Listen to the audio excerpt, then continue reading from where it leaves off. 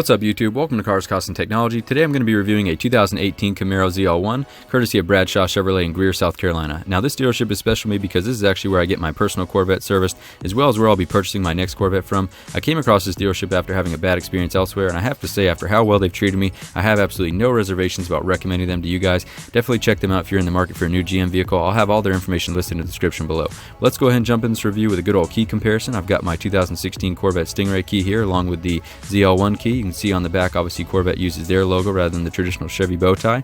But for those of you that are unfamiliar with the ZL1, this is pretty much the top dog in the Camaro lineup. That and its sibling, the ZL1 1LE. But this actually shares the 6.2 liter supercharged V8 engine from the Z06 Corvette, dubbed the LT4. So we know it's got plenty of power. It's got 650 horsepower as well as 650 foot-pounds of torque. Really powerful engine. I know it runs great in the Z06, so I'm really curious to see how it performs in the Camaro platform. Obviously there's going to be a little bit more weight on the Camaro than the Z06, but I know this engine has plenty of power to pull it. The model I'll be reviewing today has the 10-speed automatic transmission. It does come in a manual variant as well. If you go with the 1LE, it only has the manual version, but this one does have the 10-speed auto, so I'm pretty excited for that. I want to go over a few numbers with you guys before we get started. Obviously, the Nürburgring lap times are a pretty important gauge or measuring stick for supercars and sports cars these days. So I just want to show you really where the Camaro ZL1 stands out as a great value. When you compare its lap times to some of its competitors like the Shelby GT350R, you can see that it's able to beat it out pretty badly and hang with some even much more expensive exotic cars like the McLaren 12C, obviously the Carrera GT being a much older car, kind of a bad comparison, but beats out the SLS AMG GT. So very impressive lap times, especially for this price point, you know, starting right around $64,000. Now if you want to bump up to just under $70,000 and go with the ZL1 1LE, you get even crazier lap times. This one actually shaves down to 7 minutes and 16 seconds, which is able to beat out cars like the Nissan GTR, Ferrari 488 GTB, an older Lamborghini Aventador, or the Ferrari 458 Italia. So really impressive there, and that car is still just under $70,000. So insane performance for that price. But obviously, like I said, there's a lot of variables that go into those lap times, so I know that's not the end-all be-all or best measuring stick for exactly how a car performs in real-world situations. But obviously, for that kind of performance and traction, you're going to need some good tires. So I want to show you guys what they're going to run on the ZL1. This car does have a line lock feature, which you're probably not going to want to use it all that often and burn off these rear tires. With them coming in at just under $350 a piece for the original tires, it's going to be just about $700 to replace your rear set. So I would avoid doing burnouts as much as you can. With the front tires coming in at just under $300 each, you're looking at well over $1,000 to replace the tires on this car. So, but you know, it's the price you pay to get that kind of grip and that kind of traction on a car like this. So I'm sure it's well worth it when you're trying to push the edge on the track, and you know, just something that you need. It's an essential part to high performance on the track. Now, when we look at some other costs involved with owning the car, I want to show you guys some insurance premiums. I am 25 years old with no accidents or no tickets on my record. The quote I received from my insurance company was not that bad at $879 for 6 months. That's only $8.70 more than my Corvette. Considering this has so much more horsepower and a higher MSRP, I'm pretty surprised by that. Now, normally at this point in the review, I'd go ahead and show you guys the interior and go over some technology features of the car, but I'm just so excited to show you some driving clips of this car. We're going to jump into that earlier. So I'm going to go ahead and switch over to some driving shots, just kind of give you guys some first impressions on how this car drives.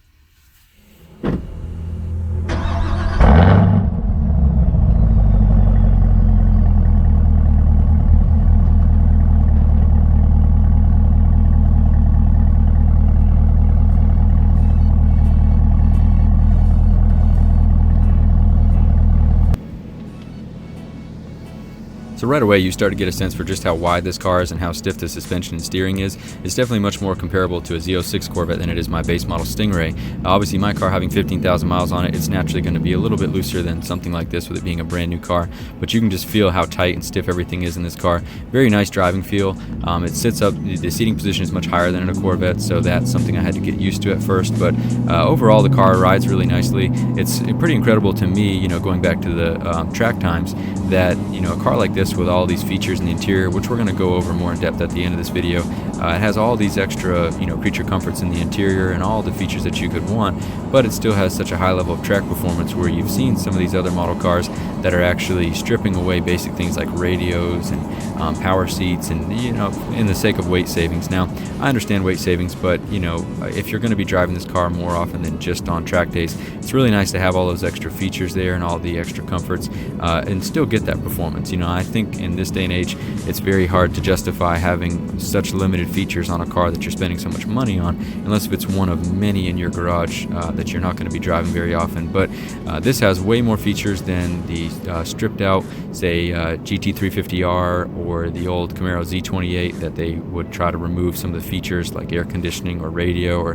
things of that nature that you really want in a car, but it actually performs better than those cars. So that's pretty impressive to me that they were still able to keep the weight relatively low, keep the performance high, but still have those awesome features that you are going to want, especially if you end up driving the car on to work or commuting daily, things of that nature, which not everyone's going to do. But I'm the type of guy that does drive a sports car daily, so I could see myself driving this to work and doing more with it than just taking it out on weekends. So it's really nice to see all the comfort and luxuries.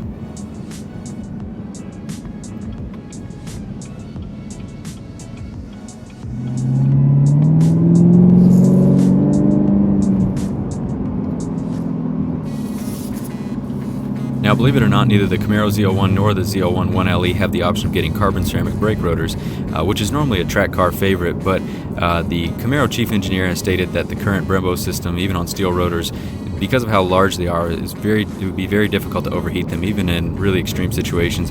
Obviously, in my testing, I'm nowhere near the limits of the car where I could vouch for any kind of brake fade or anything like that.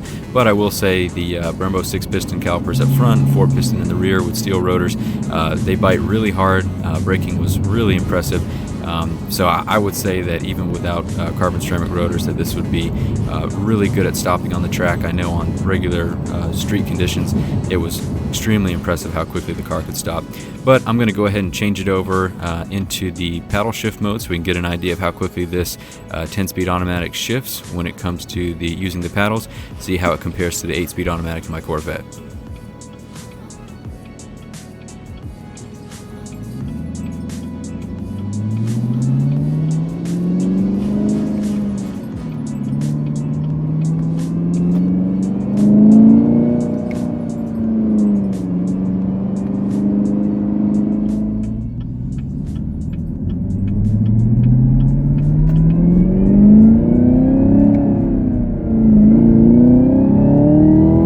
Obviously, with this being a brand new car that somebody's getting ready to spend a lot of money on, I want to make sure I didn't put any unnecessary wear and tear on it. I just did a few brief pulls just to get a feel for the engine and transmission. I can say that this 10-speed auto is a very, very nice transmission. In automatic mode, it felt great. In manual mode, it felt even better. Super quick shifts. I'm really a fan of this transmission. I'm hopeful that this will make its way into future Corvette generations. I may even make a video about it in the future, specifically talking about that.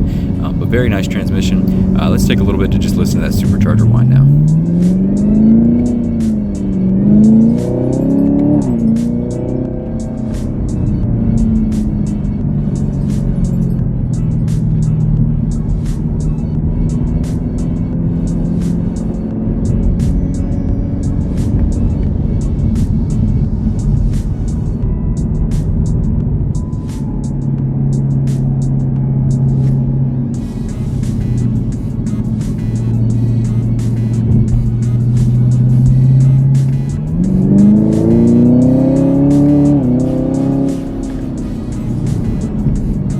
So after reviewing two supercharged cars in a row, I'm pretty much hooked on that noise. I got to go ahead and develop a strategy to get myself a Z06 because that supercharger sound is just fantastic. But this car overall is really quick. 0 to 60 times rated at 3.5 seconds, plenty of power. Like I said, great sounding car. Overall, it was very fun to drive, and I'm very thankful I had the opportunity to review it. Now that we've taken a look at the driving dynamics of this car, let's go ahead and take a look at the interior.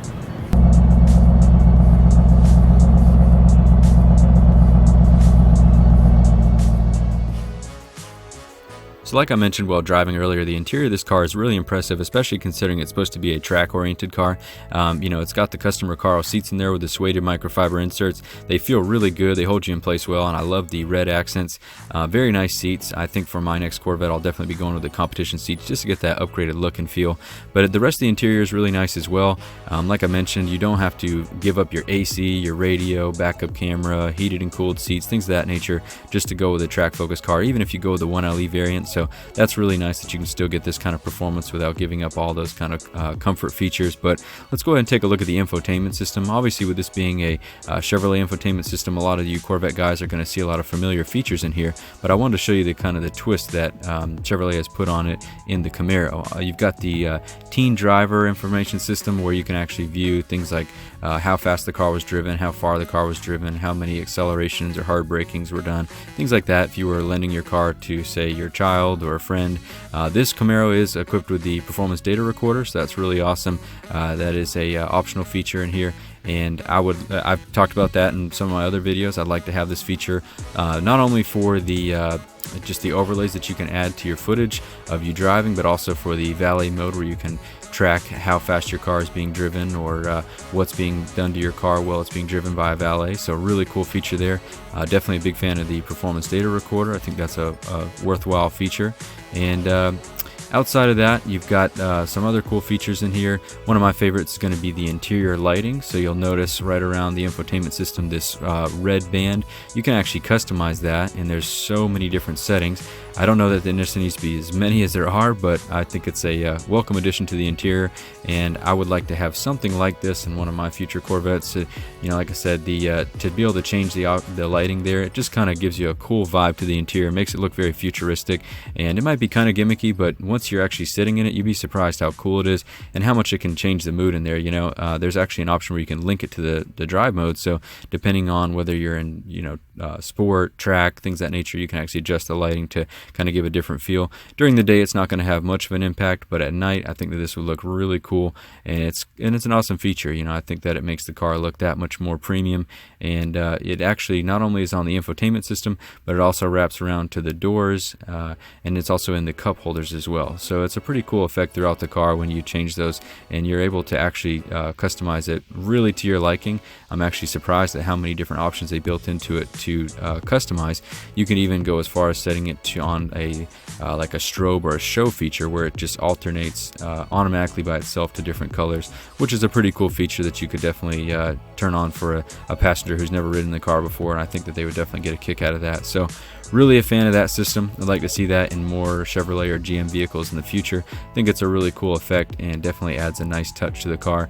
But as we wrap up with the infotainment system, moving on to just technology in general in the car, it wouldn't be a complete review if I didn't mention that this car actually has its own application. When this car was launched, or the 6th generation Camaro was launched, they actually built a Camaro 6 app that you can go in and fully customize your own Camaro in. It's a really cool application. I had a chance to play around with it for a little bit. You should definitely download it if you're thinking about buying a Camaro. You can actually go in there and completely build yours from the ground up, all your features, options, and everything. So love to see this on more Chevrolet vehicles in the future. I think if I had a Corvette application like this, I could play on this for hours, just customizing one to my specific specs. So really nice application, and it's completely free. A lot of fun to play with. Obviously, you can do something similar online, but to be able to do it on your phone and it be a little more interactive like this is a really nice touch. I think it's a cool application.